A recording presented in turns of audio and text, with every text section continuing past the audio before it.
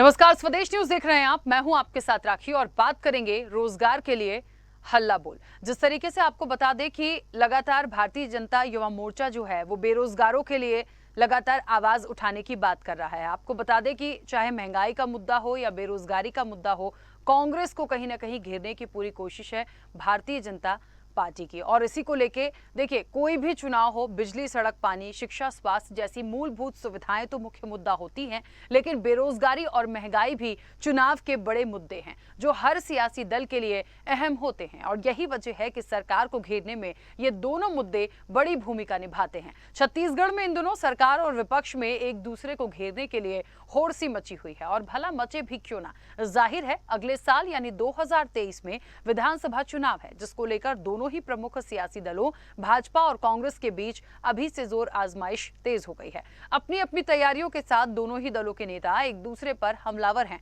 आरोप प्रत्यारोप के बीच एक दूसरे को घेरने की तैयारी है। मुद्दा चाहे महंगाई हो, बेरोजगारी हो, कानून व्यवस्था हो या फिर कोई और, कांग्रेस बीजेपी दोनों ही एक दूसरे को घेरने का कोई मौका हाथ से जाने नहीं देना चाहते। और इसी रणनीति के तहत भाजपा युवा मोर्चा भूपेश सरकार के खिलाफ हल्ला बोलने जा रहा है। 24 अगस्त को युवा मोर्चा मुख्यमंत्री निवास का घेराव करेगा, जिसमें प्रदेश भर से लाखों युवा रायपुर में जुटेंगे। भारतीय जनता युवा मोर्चा के राष्ट्रीय अध्यक्ष तेजस्वी सूर्या राजधानी रायपुर पहुंचेंगे। विरोध प्रदर्शन में बड़ा मुद्दा रोजगार है। कांग्रेस सरकार पर युवाओं को छलने का आरोप लगाकर भाजपा ये आंदोलन कर रही है। आरोप है कि कांग्रेस ने चुनावी घोषणा पत्र में बेरोजगारों को भत्ता देने का वादा किया था, लेकिन दिया नहीं, और बड़ी संख्या में नौकरियां देने का जो वादा है वो भी अभी भी अधूरा है। युवा मोर्चा के आंदोलन से पहले भाजपा प्रदेश प्रभारी डी पुरंदेश्वरी ने भूपेश सरकार पर वादा खिलाफी का आरोप लगाया। उन्होंने कहा कि गंगा जल हाथ में लेकर 36 वादे निभाने की कसम खाई थी, लेकिन इस सरकार ने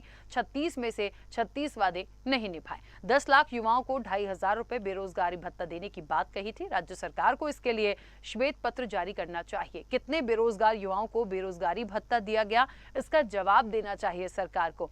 छत्तीसगढ़ में बतौर विपक्ष ये आंदोलन भाजपा के लिए चुनावी रण में ग्रैंड एंट्री की तरह होगा, लेकिन सरकार भाजपा के इस आंदोलन को शगुफा बता रही है। उनकी माने तो छत्तीसगढ़ में बेरोजगारी दर सबसे कम है।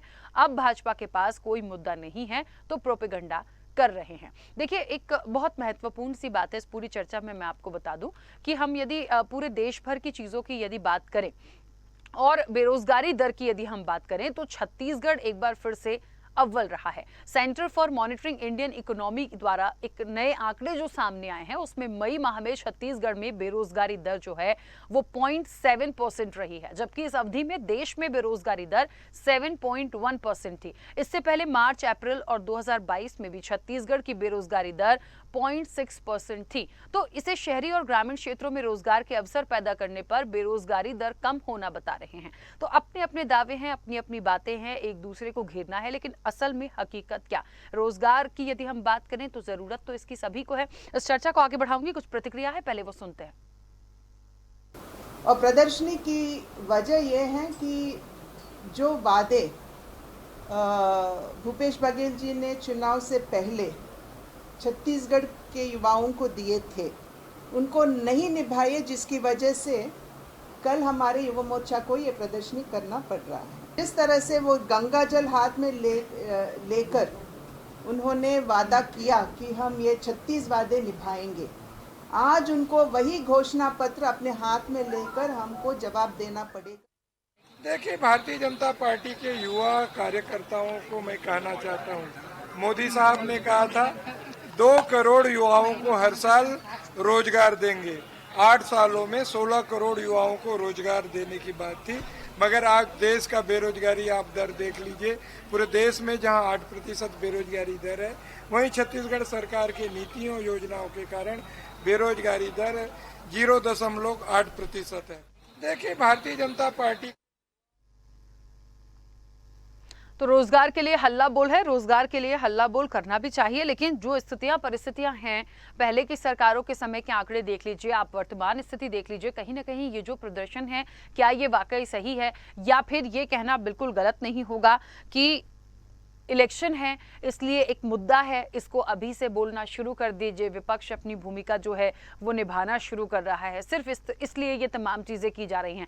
जो भी है महत्वपूर्ण ये है कि इन चीज़ों को सुधारा जाए। यदि कहीं कोई कमी है या कोई चीज़ नहीं हुई है या विपक्ष अपने स्तर पे कोई सवाल उठा रहा है तो उसका ऐसा जवाब या ऐसे तथ्य या ऐसे आंकड़े सरकार को देना चाहिए, ताकि फिर आप विपक्ष का मुंह बंद करें। क्योंकि ये तमाम चीज़ें जो हैं और जो आंकड़े भी हैं वो ये दर्शाते हैं कि यदि स्थिति परिस्थितियां बिगड़ी हैं या प्रॉपर नहीं है तो आपको उसके लिए काम करना पड़ेगा। इस चर्चा को मैं आगे बढ़ाऊंगी। हमारे साथ मेहमान जुड़े हैं। सबसे पहले आपका परिचय करा दूं।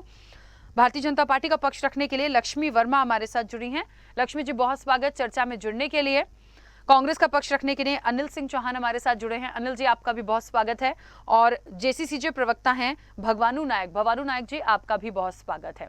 चर्चा की शुरुआत सबसे पहले अनिल सिंह चौहान जी आपसे ही करना चाहती हूं, क्योंकि छत्तीसगढ़ की बात हो रही है, सरकार आपकी है। ये जो बात बेरोजगारों की निकली है, ये वाकई में बेरोजगारी की फिक्र है या चुनावी चिंता है? ये मैं आपसे इसलिए जानना चाहती हूँ क्योंकि अभी जून की ही रिपोर्ट को हम देखें तो देश के सबसे कम बेरोजगारी दल वाले राज्यों में छत्तीसगढ़ अव्वल है। तो जो स्थितियां परिस्थितियां हैं, या विपक्ष बार बार कह रहा है कि श्वेत पत्र सामने लाइए, आपने घोषणा पत्र लाए थे, उसके मुताबिक आपने कुछ नहीं दिया है, तो इनको एक सटीक जवाब देना मुझे लगता है बहुत जरूरी है और ये आपकी ही जिम्मेदारी है, कांग्रेस की जिम्मेदारी। देखिए राखी जी, बहुत अच्छा सवाल किया है आपने। भारतीय जनता पार्टी को न बेरोजगारों की चिंता है, न इस प्रदेश की चिंता है। मैं आपको बता दूं, ये जो आंदोलन है ये डी पुरंदेश्वरी जी और कोई जामवाल जी जो भारतीय जनता पार्टी के प्रभारी आए हैं राष्ट्रीय स्तर पर, उनके हंटर का असर है। 3.5 साल में भारतीय जनता पार्टी को ना कोई मुद्दा मिला, ना इन्होंने सशक्त विपक्ष की भूमिका ये लोग निभा पाए। सरकार तो इनका स्वागत करती रही कि आप आइए और सरकार को फीडबैक दीजिए, आप कुछ बताइए, सरकार को अच्छे सुझाव दीजिए। इस सदन में अगर विधानसभा में हो हल्ला को छोड़ दे तो कहीं भी भारतीय जनता पार्टी कहीं भी प्रदेश की सड़कों पे किसी भी मैदान पर नजर नहीं आई। अब इनको अपना अपना नंबर बढ़ाना है, इनके अनुषंगिक संगठनों को अपना अपना नंबर बढ़ाना है, इसके चक्कर में सड़कों पे उतर रहे हैं। ताकि जी मैं आपको बताना चाहूंगा, जैसा कि आपने बताया कि पूरे हिंदुस्तान में सबसे कम बेरोजगारी छत्तीसगढ़ में है। मैं आपको ये भी बता दूं कि जो कांग्रेस का घोषणा पत्र था, प्राय 90% से ऊपर जो घोषणा पत्र की चीजें थी उसको छत्तीसगढ़ सरकार ने सरकार बनते ही पूरा किया। माननीय भूपेश बघेल जी ने और कांग्रेस की सरकार ने चुनावी वर्ष का इंतजार नहीं किया। कुर्सी पर बैठते ही हमारे माननीय लोकप्रिय मुख्यमंत्री जी ने किसानों का कर्ज माफ किया, लोहंडीगुड़ा के जमीन वापसी की आदिवासियों की, उन्होंने किसानों के धान के बोनस का ऐलान किया। लगातार जो वनोपज की खरीदी थी वो 7-8 की होती थी, आज वो 65 से 72 हो गई है। लगातार सारे ऐसे निर्णय जिसमें जनता की जेब में पैसा आए वो सब किया गया। गोधन न्याय योजना, राजीव गांधी भूमिहीन कृषि मजदूर योजना, इतनी योजनाएं हैं कि भारतीय जनता पार्टी सोच भी नहीं पाती है उतना लोगों का विकास हो रहा है इस प्रदेश में। आप देख पा रही होंगे जब पूरे देश में महंगाई अपनी चरम पर थी और पूरे देश में कई राज्यों की अर्थव्यवस्था चौपट हो रही थी, छत्तीसगढ़ अपनी रफ्तार से कोविड काल जैसी महामारी में भी बढ़ रहा था। दंतेवाड़ा जैसे जिले में जो इनके भारतीय जनता पार्टी की सरकार में अति पिछड़ा और नक्सल जिला माना जाता था, पूरे 15 सालों में 3 से 4 ट्रैक्टर वहां बेच पाए। कृषि उपकरण नहीं भी किसान वहां खरीदते थे। मैं आपको बता दूं, विगत 3 से 3.25 सालों में 500 से ऊपर ट्रैक्टर वहां के किसानों ने खरीदे। वहां का किसान खुशहाल है, कृषि उपकरण खरीदे जा रहे हैं, यहाँ मंडियां सजी हुई है किसानों की। लगातार 26 लाख से ऊपर किसान 1 लाख मीट्रिक टन से ऊपर धान बेच रहे हैं। भारतीय जनता पार्टी के पास कोई मुद्दा ही नहीं बचा है। ये क्या करें? ये झूठा आडंबर सिर्फ अपने नेताओं को दिखाने के लिए है। इनके पास कहीं कोई मुद्दा नहीं है। भारतीय जनता पार्टी मुद्दा विहीन हो गई है, टुकड़ों में बटी हुई है। और सबसे बड़ी बात आपको बता दूं कि भारतीय जनता पार्टी के पास जो भूपेश बघेल जी की लोकप्रियता है उनके जवाब में कोई चेहरा नहीं है। इनके राष्ट्रीय स्तर के नेता 7 कैबिनेट मंत्री आ चुके, कितने सारे प्रभारी आ गए, लेकिन इनको ढूंढने से भी भारतीय जनता पार्टी में कोई ऐसा विकल्प नहीं मिल पा रहा है जिसको ये जनता के सामने चुनाव में प्रस्तुत कर सके।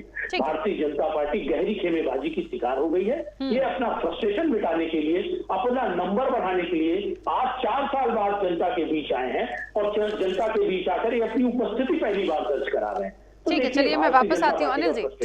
ठीक है, वापस आती हूँ। लक्ष्मी जी, देखिए मैं ये तो नहीं कहूंगी कि सब लोगों को रोजगार मिल गया है, सब लोग बिल्कुल संपन्न हो गए। ये कोई भी सरकार होती है पूरा 100% कभी नहीं होता। बहुत अच्छे से मैं बताऊं, मैंने रमन सिंह के भी स्टेटमेंट पढ़े हैं पिछले कुछ, और लगातार जब ये बेरोजगारी की बात आई तो उसको देखा। फिलहाल यदि जून की रिपोर्ट, अभी ताज़ा रिपोर्ट पर हम जाएं तो सबसे कम बेरोजगारी दर वाले राज्यों में छत्तीसगढ़ का नाम है।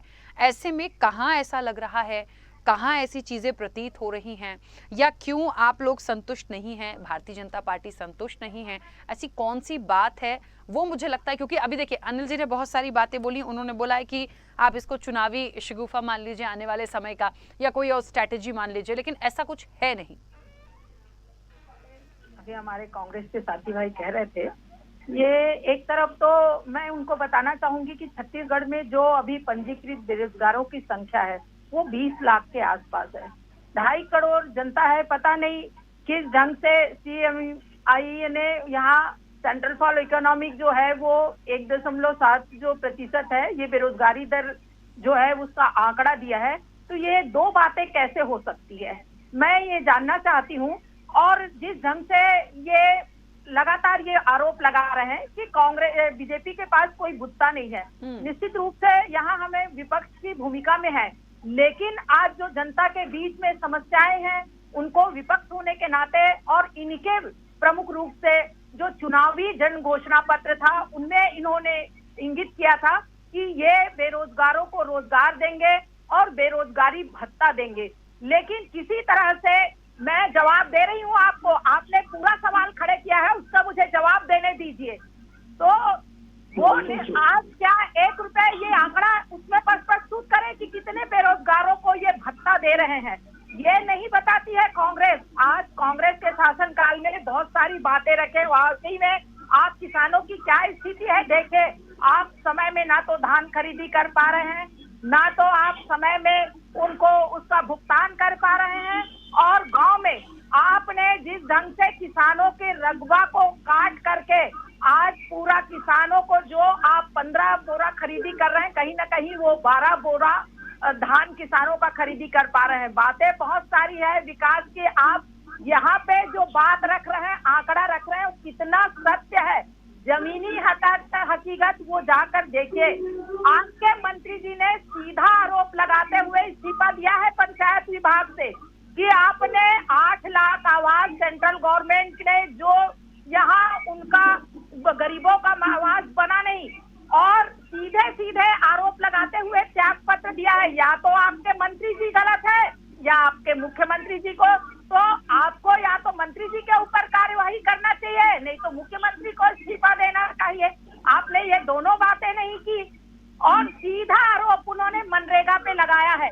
आपने मनरेगा के इस वित्तीय वर्ष के 10 लाख करोड़ के पूरे काम आपने इस वर्ष नहीं किया है। आप जबरदस्ती हड़ताल करवाकर उस अधिकारियों को निलंबित करने के बाद पुनः आपने ले लिया है, और इसके लिए भी इस चीजों को मंत्री जी ने, आपके पंचायत मंत्री ने इंगित किया है। क्या इसका कोई जवाब है आपके पास? आपके मंत्री ने ही आरोप लगाया है।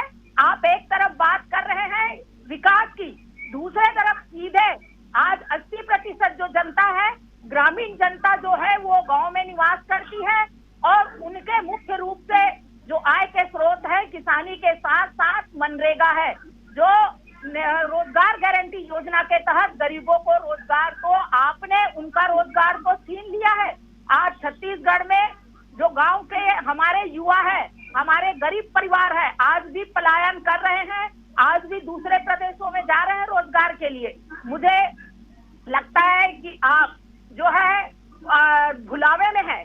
आप कहीं ना कहीं आज सत्ता में आने के बाद कांग्रेस की जो नीति है वो बिल्कुल जन विरोधी नीति है, और विकास की बात तो दूर दूर तक नहीं है। आज गांव में सड़की की स्थिति बदहाल है, आज अपराध जो है छत्तीसगढ़ में चरम पर है, आज शराबखोरी चरम पर है। ये थोड़ा सा अलग विषय हो जाएगा, मैं बीच में इसलिए भी रोकूंगी क्योंकि भगवानू नायक जी का भी एक पक्ष आ जाए, उसके बाद इस चर्चा को मैं आगे बढ़ाऊंगी।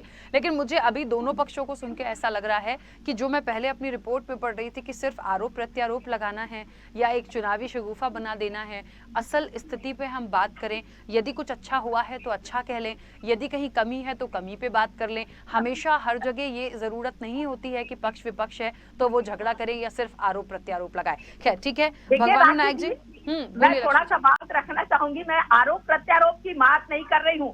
इनके सेंट्रल फॉर इकोनॉमी की जो रिपोर्ट है और पंजीकृत जो बेरोजगार है वो प्रदेश के पंजीकृत बेरोजगार है, इसमें कितना अंतर है? तो ये कहाँ झूठ बोल रहे हैं? सदन में इन्होंने, इनके मुख्यमंत्री जी ने लोकवाणी कार्यक्रम में 4,65,000 लोगों को रोजगार देने की बात की थी, और जब सदन में हमारे जो प्रतिपक्ष के द्वारा जब सवाल उठाया गया तो इन्होंने कहा कि 21,000 लोगों को नौकरी दिए। तो ये झूठ पे झूठ बोले जा रहे हैं। ये कहाँ तक के झूठ बोलेंगे? और ये कांग्रेस की सरकार ही पूरी झूठी सरकार है जो जनता को गुमराह करने में लगी है। ठीक है लक्ष्मी जी, वापस आती हूँ।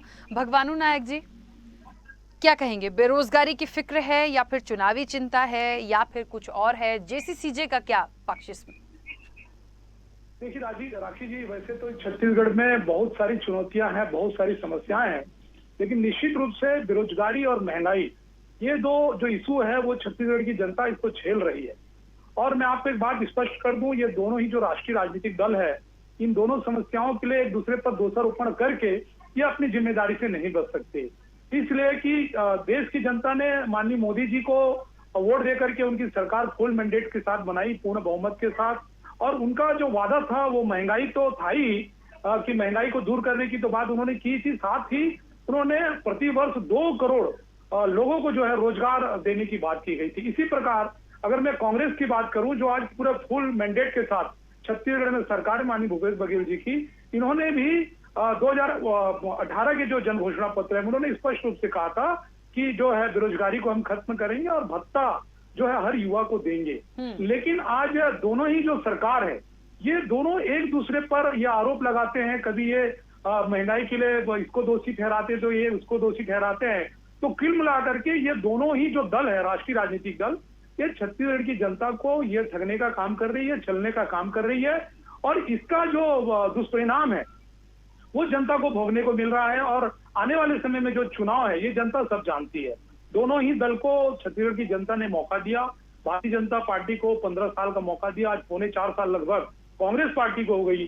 दोनों ही जो दल है वो खरा नहीं उतरे हैं, और इसका परिणाम कहीं ना कहीं ये कितना भी जोर लगा ले, ये आने वाले समय चुनाव में इनको भुगतना पड़ेगा। ठीक है अनिल जी, अपनी बात रखिएगा। जी राखी जी, हमारी लक्ष्मी दीदी जो भारतीय जनता पार्टी को रिप्रेजेंट कर रही है आपके डिबेट में, उन्होंने बहुत सारे आरोप लगाए, मैंने नोट भी किए। उन्होंने पंजीयन की बात की। मैं आपको बताना चाहूंगा राखी जी, जो रोजगार कार्यालयों में पंजीयन होता है, जो युवा पंजीयन कराते हैं, वो युवा किसी संविदा नौकरी में या किसी निजी क्षेत्र में जब उनको रोजगार मिलता है तो उस पंजीयन को नहीं करवाते।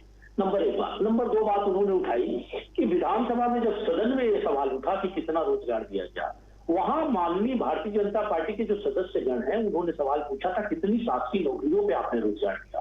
तो शासकीय नौकरियों में जो नियमित भर्ती थी उसकी बात माननीय मुख्यमंत्री जी ने बताई, चाहे वो संविदा का मामला हो, चाहे निजी क्षेत्र का मामला हो, इन विषयों को माननीय मुख्यमंत्री जी ने नहीं बताया, इसलिए इनको फिगर में अंतर लग रहा है। तो देखिए, इनको अपने आंकड़े दुरुस्त करने की जरूरत है। मनरेगा का सवाल इन्होंने उठाया। मनरेगा के सवाल पर मैं आपको बता दूं कि इन्हीं की केंद्र सरकार ने छत्तीसगढ़ को बेहतरीन परफॉर्मेंस के लिए अवार्ड दिया है। इन्हीं की केंद्र सरकार ने, मोदी सरकार ने। मैं सिर्फ भारतीय जनता पार्टी के अपने मित्रों से, अपनी बड़ी बहन से और यहाँ के सभी निर्वाचित सांसदों से, यहाँ के जो चुनिंदा नेता हैं, जो बड़े नेता हैं, उन सबसे एक ही निवेदन करूंगा कि जब छत्तीसगढ़ के जीएसटी का पैसा छत्तीसगढ़ को नहीं मिलता, यहाँ के कर का 20,000 करोड़ रुपए रोक देती है केंद्र की मोदी सरकार, उस पर कोई सवाल क्यों नहीं उठता? क्या भारतीय जनता पार्टी के 9 सांसदों को छत्तीसगढ़ की जनता ने वहां सिर्फ जी मोदी जी कहने के लिए भेजा है, अंधभक्ति के लिए भेजा है? वहां जब छत्तीसगढ़ में बारदाने का संकट होता है तो वो मुद्दा क्यों नहीं उठाते सदन में? जब छत्तीसगढ़ का हक मारा जाता है, यहाँ के किसानों का, यहाँ के आम लोगों के खून पसीने की कीमत कमा की जाती है दिल्ली में, तो छत्तीसगढ़ के जो भारतीय जनता पार्टी के नेता हैं, इनके सांसद हैं, वो क्यों नहीं बोलते? हमारा 20,000 करोड़ रुपए से ऊपर, सिर्फ ये 2018 के बाद के आंकड़े आपको बता रहा हूँ, रमन सिंह जी की सरकार के समय के आंकड़े नहीं है ये, जो केंद्र सरकार ने हमारे हक का, हमारे जीएसटी का पैसा रोका है, उसकी बात ये क्यों नहीं करते? जब मोदी जी ने और भारतीय जनता पार्टी ने संकल्प पत्र में कहा कि हम प्रतिवर्ष 2 करोड़ रोजगार देंगे, तो इन्हीं की शासकीय एजेंसी क्यों कहती है कि 45 साल में सर्वाधिक बेरोजगारी का सामना हिंदुस्तान कर रहा है? और ऐसी परिस्थिति में अगर छत्तीसगढ़ में सबसे कम बेरोजगारी है तो इनको सरकार की पीठ थपथपानी चाहिए। अनिल जी, माननीय नेता भूपेश बघेल जी, अनिल जी, यदि विपक्ष या भारतीय जनता पार्टी कहती है कि आपने यदि कोई वादा किया या आपने यदि 10 लाख लोगों को रोजगार देने की बात की या आपने यदि 2,500 रुपए बेरोजगारी भत्ता देने की बात की, यदि ये नहीं हुआ है या इसके लिए सरकार जो है वो श्वेत पत्र जारी करे, तो इस पे परेशानी कहाँ? मैं जवाब दे रहा हूँ राखी, मैं आपको ये बताना चाहता हूँ कि 3 विषय होते हैं, 3 सूचियां होती हैं, संघीय सूची, राज्य सूची और समवर्ती सूची। हिंदुस्तान एक संघीय व्यवस्था का देश है। जब संघीय सूची बहुत महत्वपूर्ण होती है, समवर्ती सूची में भी राज्य और केंद्र के बीच अगर टकराव हो तो उसको संघीय सूची का विषय माना जाता है। तो हिंदुस्तान में महंगाई और बेरोजगारी का सीधा संबंध केंद्र सरकार से होता है। फिर भी छत्तीसगढ़ में इसमें आप देख पा रही होंगी पूरे हिंदुस्तान में सबसे बेहतर परफॉर्मेंस किया है। और रहा सवाल कि बेरोजगारी भत्ते का, तो मैं आपको बताना चाहता हूं कि 90% से ऊपर घोषणा पत्र के वादे कांग्रेस की सरकार ने माननीय भूपेश बघेल जी ने पूरे किए हैं। अब रहा सवाल बेरोजगारी भत्ते का, इसके लिए भी सरकार काम कर रही है और निश्चित रूप से आपको बहुत अच्छा परिणाम देखने को मिलेगा। सरकार इस दिशा में भी अच्छा काम कर रही है। देखिए, एक अर्थव्यवस्था को चलाने में, एक सरकार को चलाने में आप देख पा रही होंगी अभी तक जो दूसरे राज्य हैं वो अपने घोषणा पत्र के 40% वादे पूरे नहीं कर पाते। हमारी सरकार ने 90% वादे पूरे किए हैं। मैं सिर्फ भारतीय जनता पार्टी के अपने मित्रों से कहना चाहूंगा और जनता कांग्रेस के भी, तो 90% वादों को पूरा करने के लिए पहले हमें अप्रिशिएट करें, हमें प्रोत्साहित करें, हमारी पीठ थपथपाएं, उसके बाद ये आलोचना करें। इनका अधिकार है, विपक्ष में है, ये हमें फीडबैक दें कि हाँ इस मुद्दे पे काम नहीं हुआ। उस मुद्दे पे भी सरकार संवेदनशील है। मैं आपको बताना चाहूंगा, पीएचडी से लेकर सभी जो प्रतियोगी परीक्षाएं होती हैं उसमें सरकार ने बेरोजगारों को निःशुल्क कर दिया है। कोई भी उनको एग्जामिनेशन का चार्ज नहीं देना पड़ता, एग्जामिनेशन फीस नहीं देनी पड़ती।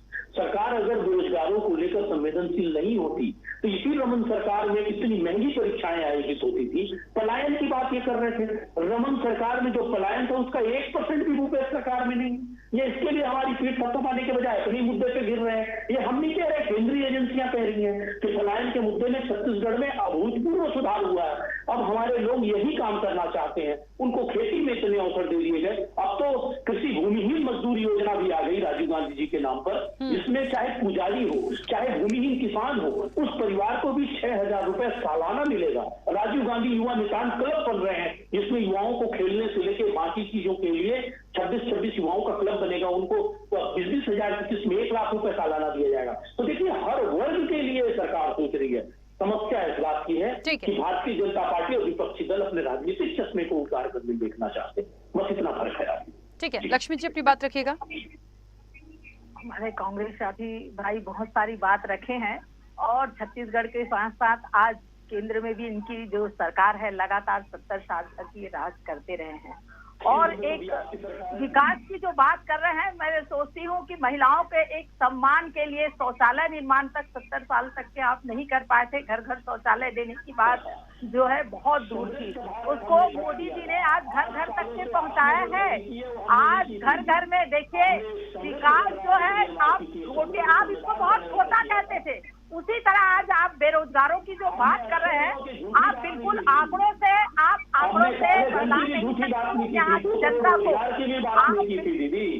बातें देखिए बहुत सारी है। आज हम विपक्ष में हैं तो निश्चित रूप से हमारा दायित्व है कि आपने जो वादा किया है, जन घोषणा पत्र में आपने स्पष्ट रूप से वादा किया था कि 10 लाख युवाओं को हम बेरोजगारी भत्ता देंगे।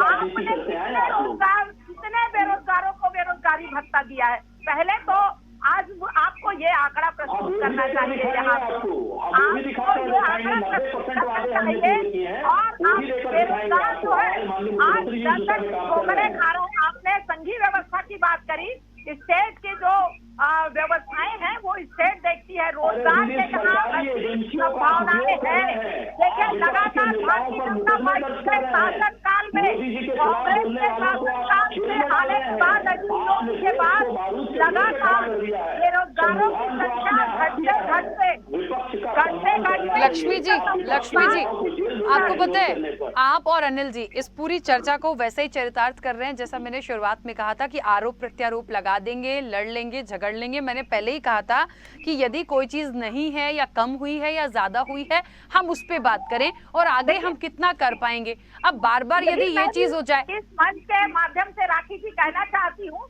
कि इन्होंने वादा किया है जिसमें कितना कर पाए हैं ये जनता को स्पष्ट रूप से बताएं। वो कह रहे हैं हमने अपने घोषणा पत्र में 90% चीजें पूरी कर दी थी। 10 लाख लोगों को ये कहना और करना, आप बताएं ना, 10 लाख लोगों को आपने बेरोजगारी भत्ता देने का वादा किया था, कितने लाख को आप दे पाए हैं यही बता दीजिए। 1 लाख को, 2 लाख को, 1.5 लाख को, तो आप ये गुमराह करने वाली बात तो मत करिए। मंच के माध्यम से मैं स्वदेश चैनल को ठीक है, धन्यवाद देना चाहूँगी। चलिए, आज जो बड़ा इशू देश के देखिए है, बेरोजगारी एक बड़ा मुद्दा है और इसको चाहे कितना ही छुपाने की कोशिश करें, बचने की कोशिश करें, इससे बचेंगे नहीं क्योंकि सवालों के लिए हम बैठे हैं। खैर, समय की सीमा है। भगवानू नायक जी जल्दी से अपनी बात रखिएगा। देखिए राखी जी, यहाँ पर माननीय अनिल चौहान जी भी बात कर रहे थे संवर्ती सूची की, तो मैं बताना चाहूंगा कि जब आपने जन घोषणा पत्र बनाया था तो उस समय ये नहीं लिखा था कि केंद्र में अगर मोदी सरकार बनेगी तो उनकी जिम्मेदारी रहेगी। तो ये जिम्मेदारी से आप वंचित नहीं हो सकते। आज लगातार छत्तीसगढ़ में जो बेरोजगारी की जो समस्या बढ़ रही है और जहां पर आपकी पार्टी, दोनों ही दल के लोग, माननीय कांग्रेस के नेतागण अडानी का विरोध करते थे, आज अडानियों को लगातार खदानें मिल रही है, उनके प्लांट बढ़ रहे हैं और छत्तीसगढ़ का युवा लगातार बेरोजगार हो जा रहा है। तो कांग्रेस अपनी जिम्मेदारी से बच नहीं सकती है। और आज 4 साल होने वाले हैं, आपने भत्ता नहीं दिया, आप कब देंगे भत्ता को?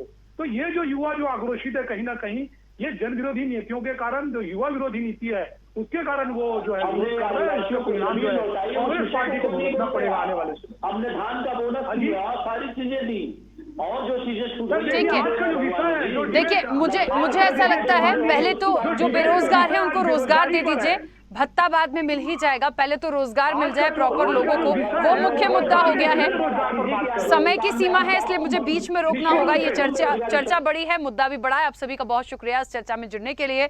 देखिए, बेरोजगारी एक ऐसा मुद्दा है जो एक छोटा सा मुद्दा नहीं है और हर स्टेट को आप देख लीजिए कि वहां पर क्या स्थितियां वर्तमान में हैं। तो रोजगार के लिए यदि हल्ला बोल है तो वो होगा, लेकिन विपक्ष कर रहा है, अब पक्ष कहता है कि हमने बहुत सारी चीजों को पूरा किया है।